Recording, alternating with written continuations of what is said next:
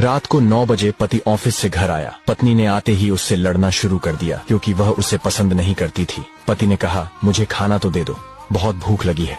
पत्नी बोली, खुद जाकर खा लो, मुझे नींद आ रही है। पति चुपचाप सुनता रहा और पत्नी पूरी रात उससे लड़ती रही। जब सुबह हुई तो पति ने कहा, मुझे नाश्ता तो दे दो। पत्नी ने गुस्से में कहा, मैं तुझसे तंग आ गई हूँ, भगवान करे तू मर जाए। पति कुछ नहीं बोला और चुपचाप ऑफिस चला गया। पत्नी अपने बच्चों को स्कूल से लेकर वापस आ ही रही थी तो उसने देखा घर के सामने भीड़ लगी हुई थी।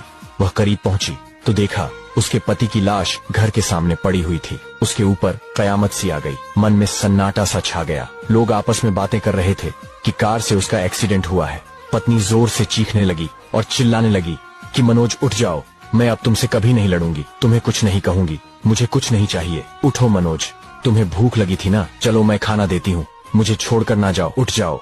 लेकिन मनोज कैसे उठता, उसे तो उसकी बद्दुआ ने मार दिया था। मनोज के जाने के बाद पत्नी को दुनिया के रंग नजर आने लगे, रिश्ते बदलते दिखने लगे, उसके अपने उससे मुंह मोड़ने लगे, दुनिया के लोग उसे गंदी नजरों से देखने लगे।